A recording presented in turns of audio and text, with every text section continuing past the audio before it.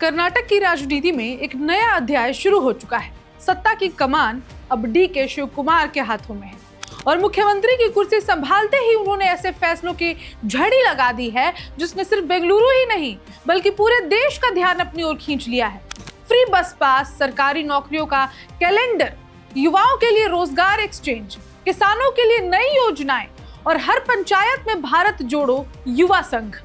सवाल यह है कि क्या यह सिर्फ सत्ता संभालने के लिए किए गए बड़े बड़े वादे हैं या फिर कर्नाटक में एक नए राजनीतिक और प्रशासनिक मॉडल की शुरुआत हो रही है। क्योंकि अक्सर नई सरकारें बड़े ऐलान तो करती हैं, लेकिन असली परीक्षा तब शुरू होती है जब उन वादों को जमीन पर उतारने की बारी आती है। ऐसे में डीके शिव कुमार के पहले ही दिन लिए गए फैसलों को सिर्फ सरकारी घोषणाओं के तौर पर नहीं देखा जा रहा, बल्कि इसे उनकी राजनीतिक विजन और आने वाले 5 साल के रोड मैप के रूप में भी समझा जा रहा है।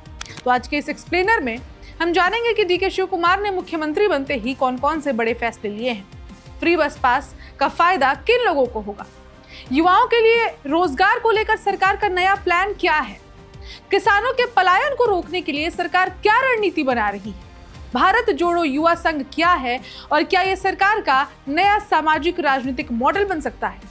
और सबसे बड़ा सवाल, क्या डीके शिव कुमार कर्नाटक में एक नया विकास मॉडल तैयार कर रहे हैं। नमस्कार, मेरा नाम है ऋचा पराशर और आप देख रहे हैं वन इंडिया हिंदी।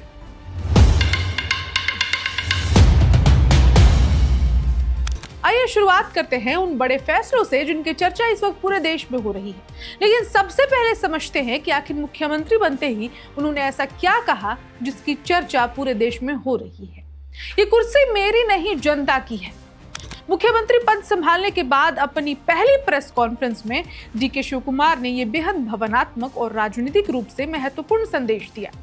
उन्होंने कहा कि मुख्यमंत्री की कुर्सी किसी व्यक्ति की नहीं बल्कि कर्नाटक की जनता की है। ये बयान सिर्फ एक राजनीतिक संवाद नहीं था, इसके जरिए उन्होंने ये संकेत देने की कोशिश की कि उनकी सरकार विकास, रोजगार और सामाजिक कल्याण को प्राथमिकता देने वाली है। लेकिन राजनीति में बातें नहीं, फैसले मायने रखते हैं और डीके शिव कुमार ने शुरुआत में ही बड़े ऐलानों के साथ कर दी है, जिसमें छात्रों को फ्री बस पास। सबसे बड़ी घोषणा छात्रों के लिए की गई है। मुख्यमंत्री ने कहा कि कर्नाटक के सभी छात्रों को मुफ्त बस पास उपलब्ध कराया जाएगा। सरकार का तर्क है कि कई परिवारों के लिए रोजाना यात्रा का खर्च एक बड़ी चुनौती बन जाता है। विशेष रूप से ग्रामीण इलाकों के छात्रों को कॉलेज और विश्वविद्यालय तक पहुंचने में आर्थिक कठिनाइयों का सामना करना पड़ता है। अगर ये योजना पूरी तरह लागू हो जाती है तो लाखों छात्रों को इसका सीधा फायदा मिल सकता है। राजनीतिक जानकार मानते हैं कि यह फैसला युवाओं और उनके परिवारों के बीच सरकार की लोकप्रियता बढ़ाने में अहम भूमिका निभा सकता है। रोजगार पर बड़ा फोकस। कर्नाटक देश के सबसे बड़े टेक्नोलॉजी हब्स में से एक है, लेकिन इसके बावजूद बेरोजगारी युवाओं की सबसे बड़ी चिंताओं में वहां शामिल है। इसी को ध्यान में रखते हुए डीके शिव कुमार ने रोजगार को अपनी सरकार की प्राथमिकता बताया। उन्होंने घोषणा की है कि सरकारी नौकरियों के लिए जल्द ही कैलेंडर ऑफ इवेंट्स जारी किया जाएगा, यानी भर्ती प्रक्रियाओं को समयबद्ध बनाया जाएगा ताकि उम्मीदवारों को ये पता चले कि किस विभाग में कब भर्ती निकलेगी। लंबे समय से सरकारी नौकरियों की तैयारी कर रहे युवाओं के लिए ये एक महत्वपूर्ण संदेश माना जा रहा है। प्राइवेट रोजगार एक्सचेंज का नया प्रयोग। सरकार का सबसे दिलचस्प ऐलान निजी रोजगार एक्सचेंज को लेकर आया। मुख्यमंत्री ने कहा कि राज्य सरकार एक ऐसा प्लेटफॉर्म तैयार करेगी जहां निजी कंपनियां और नौकरी तलाश रहे युवा एक दूसरे से जुड़ सकेंगे। 1 महीने के भीतर इसकी रूपरेखा तैयार करने की बात कही गई है। विशेषज्ञों का मानना है कि अगर ये मॉडल सफल रहा तो रोजगार बाजार में पारदर्शिता बढ़ सकती है और युवाओं को अवसरों की बेहतर जानकारी मिल सकेगी। हालांकि इसके सफल होने के लिए उद्योग जगत का सहयोग बेहद जरूरी होगा। किसानों के पलायन को रोकने की तैयारी। डीके शिव कुमार ने एक और बड़ा मुद्दा उठाया है, ग्रामीण पलायन। उन्होंने स्वीकार किया कि खेती से कम आय और रोजगार के सीमित अवसरों के कारण बड़ी संख्या में लोग गांव छोड़कर शहरों की ओर जा रहे हैं। मुख्यमंत्री का कहना है कि सरकार ऐसी योजनाएं तैयार करेगी जिससे किसानों की आय बढ़े और ग्रामीण अर्थव्यवस्था मजबूत हो। अगर सरकार इस दिशा में ठोस कदम उठाती है तो इसका असर सिर्फ कृषि क्षेत्र पर नहीं बल्कि पूरे ग्रामीण समाज पर पड़ सकता है। भारत जोड़ो युवा संघ, नया राजनीतिक और सामाजिक प्रयोग। मुख्यमंत्री की सबसे चर्चित घोषणा भारत जोड़ो युवा संघ को लेकर ही रही। उन्होंने कहा कि राज्य की हर ग्राम पंचायत में ऐसे युवा संगठन बनाए जाएंगे। पूरे कर्नाटक में लगभग 10,000 भारत जोड़ो युवा संघ बनाने का लक्ष्य रखा गया है। इतना ही नहीं, प्रत्येक संगठन को 10 लाख रुपए तक की सहायता देने की भी बात कही गई है। सरकार का दावा है कि इसका उद्देश्य युवाओं में नेतृत्व क्षमता विकसित करना है, सामाजिक सौहार्द बढ़ाना है और सामुदायिक भागीदारी को मजबूत करना भी है। लेकिन विपक्ष इस योजना को अलग नजर से देख रहा है। विपक्ष का आरोप है कि ये सामाजिक संगठन के नाम पर राजनीतिक नेटवर्क तैयार करने की कोशिश हो सकती है, यानी ये योजना आने वाले दिनों में राजनीतिक बहस का बड़ा मुद्दा बनने वाली है। शपथ के कुछ घंटों बाद बड़ा प्रशासनिक फेरबदल। डीके शिव कुमार ने सिर्फ घोषणाएं ही नहीं की बल्कि प्रशासनिक स्तर पर भी तेजी दिखाई। शपथ लेने के कुछ घंटों के भीतर ही राज्य सरकार ने कई अहम नियुक्तियों का ऐलान कर दिया। वरिष्ठ आईएएस अधिकारी तुषार गिरिनाथ को मुख्यमंत्री का अतिरिक्त मुख्य सचिव नियुक्त किया गया।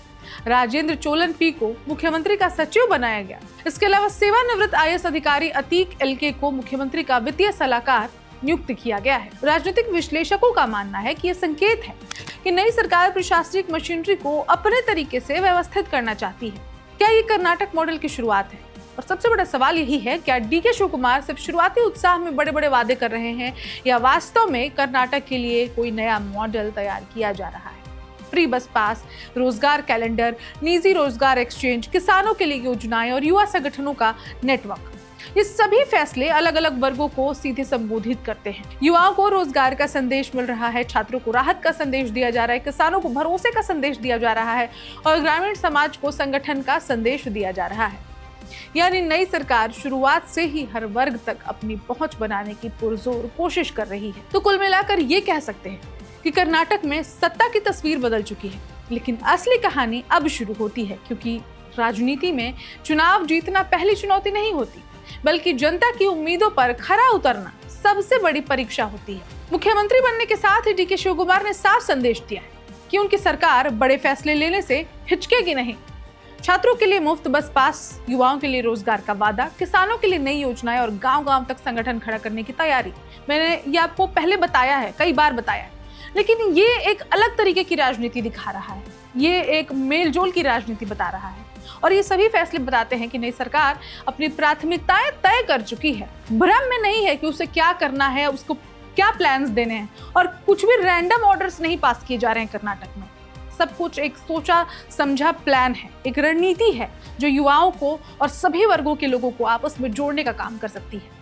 लेकिन सवाल अभी वही है जो हर नई सरकार के सामने खड़ा होता है, क्या ये घोषणाएं फाइलों और प्रेस कॉन्फ्रेंस तक सीमित रहेगी या फिर इसका असर आम लोगों की जिंदगी में भी दिखाई देगा? क्या रोजगार का वादा नौकरी में बदल पाएगा? क्या किसानों का पलायन रुक पाएगा? क्या युवाओं को नए अवसर मिल पाएंगे? और क्या शिक्षा को लेकर किए गए वादे दावे वास्तव में छात्रों को राहत पहुंचा पाएंगे? क्योंकि जनता अब सिर्फ घोषणाएं नहीं सुनना चाहती, बल्कि नतीजे देखना चाहती है। इतिहास भी उन्हीं नेताओं को याद रखता है जो वादों की राजनीति नहीं बल्कि परिणामों की राजनीति करते हैं। आने वाले महीनों में कर्नाटक की जनता नई सरकार के हर फैसले को परखेगी, हर वादे का हिसाब मांगेगी और हर दावे को जमीन पर देखना चाहेगी। फिलहाल उम्मीदें बड़ी हैं, दावे बड़े हैं और चुनौतियां भी कम नहीं हैं। अब देखना ये होगा कि डीके शिव कुमार का ये नया विजन कर्नाटक को नई दिशा देता है या फिर ये भी भारतीय राजनीति के उन वादों में शामिल हो जाता है जिनकी गूंज तो बहुत दूर तक सुनाई दी थी, लेकिन असर जमीन पर कम ही दिखाई दिया। इस एक्सप्लेनर में इतना ही, लेकिन आप क्या सोचते हैं कमेंट में जरूर बताइए और देश दुनिया की बाकी खबरों के लिए देखते रहिए one India Hindi. Subscribe to One India and never miss an update. Download the One India app now.